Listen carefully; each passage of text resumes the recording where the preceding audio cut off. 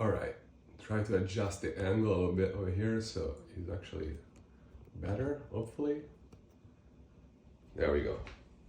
So I did not have time before, so I'm gonna do it right now. I'm just gonna prepare my container with some olive oil.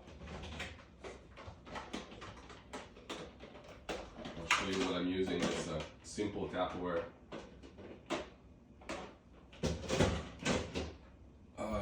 And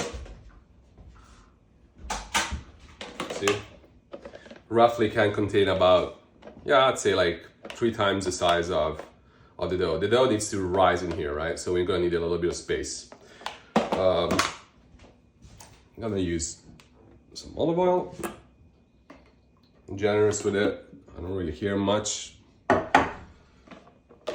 don't want to go too crazy, but you also want to incorporate a little bit of olive oil in the dough, so it's totally fine.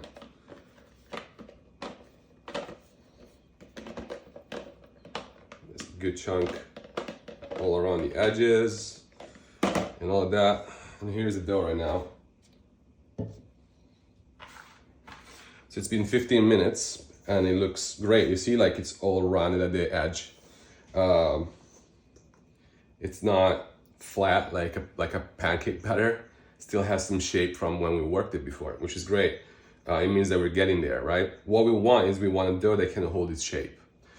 If the dough holds its shape and then the yeast inside eats all the simplified proteins that the enzyme digests, well, what we're gonna get something that develops in this way, right? Upwards. If you got like a pancake that doesn't really hold its shape, even if you have a good yeast action, so it's like there's a lot of CO2 happening because of fermentation, we're gonna have something kind of like flat.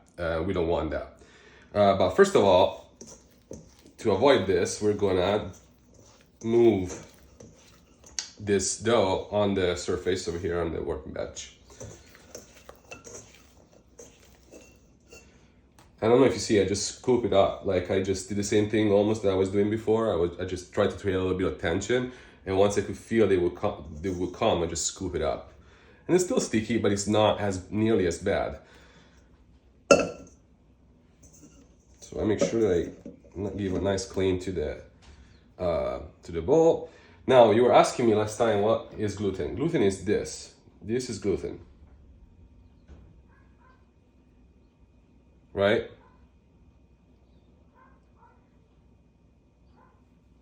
It's not super strong yet. I can feel that if I pull, it starts tearing apart, which means this dough needs a little bit more work, but it's there.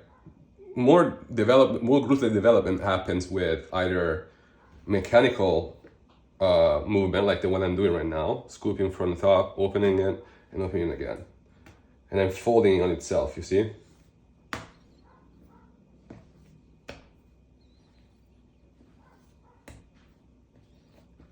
With this movement, I'm also incorporating a lot of air.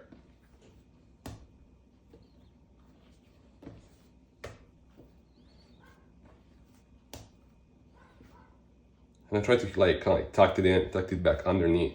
You see that the top over here is like super sturdy. It's not sticky anymore. That means that it's good surface tension. This thing is almost like a balloon that just needs to be inflated. What's gonna happen right now is that this thing will slowly lose its memory, and we're just gonna give it back to it more and more and more. And we're gonna do it more in the beginning because it needs a little bit more folds. Because those folds basically are like putting dough on top of dough and kind of creating layers, right? Then this thing goes down, and then we create more layers, then this thing goes down. And the more layers we create, the better chance we have for the dough to keep kind of like this shape. So last thing I'm gonna do is I'm gonna take my hand, and I'm working a lot with my palm over here. I'm just gonna go like this, like round and tucked in, just to create like a nice bowl.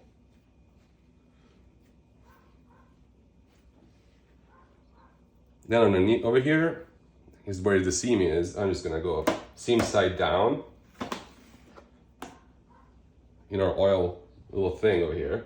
And you're just gonna close it and come back in 30 minutes.